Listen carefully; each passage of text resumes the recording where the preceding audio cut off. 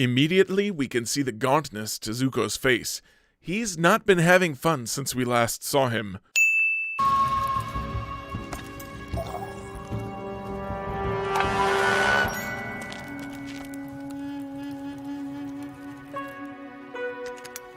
It appears Zuko does have some limits. Come on, Spider Snake Eyes! If there were two animals we didn't need to combine, they were spiders and snakes. Ow! Hey! You throwing eggs at us, stranger? No. Zuko could not care less about these guys. Egg had to come from somewhere. Maybe a chicken flew over. That's funny. Zuko grew up royalty, so being awful at manual labor checks out. Turtle duck! If the city is as magnificent as its wall, Ba Sing Se must be something to behold. I hope you all may see it someday. If we don't burn it to the ground first.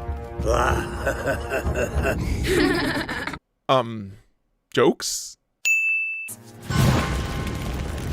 I'm definitely on team would like to see Azula get a redemption arc, but it's definitely more about her being 14 and having her worst traits praised than her being a lovable character. Keep in mind, these are dual swords. Two halves of a single weapon. Don't think of them as separate, because they're not. They're just two different parts of the same whole. Two halves of a single weapon. Two halves of a single face. Two halves of a single personality divided against itself. I think you'd really like my brother Sensu. He used to show me stuff like this all the time. For a second, I thought he said Sun Tzu, and I thought we were going to have to start theory crafting around a crossover with reality.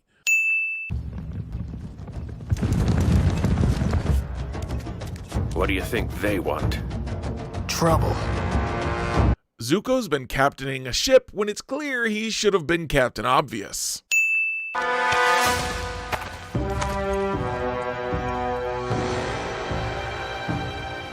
Why bother rooting around in the mud with these pigs? Yep, that dude just pooped himself. Prince Ozai, why are you wasting my time with this pump? Just tell me what you want. Everyone else go. Well, I'm glad I wasn't the only one trying to figure out what the purpose of any of what preceded this was. You have to help. It's Lee. The thugs from town came back as soon as Gonsu left. When they ordered us to give them food, Lee pulled a knife on them. I don't even know where he got a knife. I'll get your son back. I do strongly wonder if Zuko would have helped if he didn't know that he was directly responsible for Lee's capture.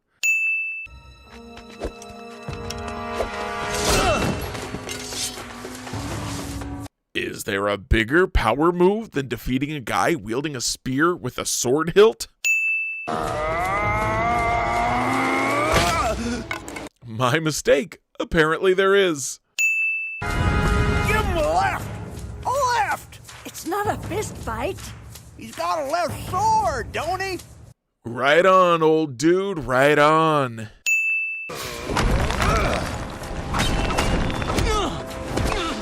Zuko is losing this fight right now because he refuses to do anything other than charge straight ahead and meet force with force, which is kind of what his problem has been the entire time.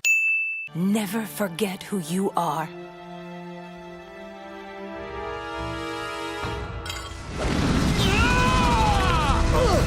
No, not that who you are, Zuko. The other who you are. Not a step closer. It's yours. You should have it. No, I hate you. Oof. That's rough, buddy. You are now succeeded by your second son. A good chunk of this episode is Ozai-centered flashbacks, and we still haven't gotten a good look at his face.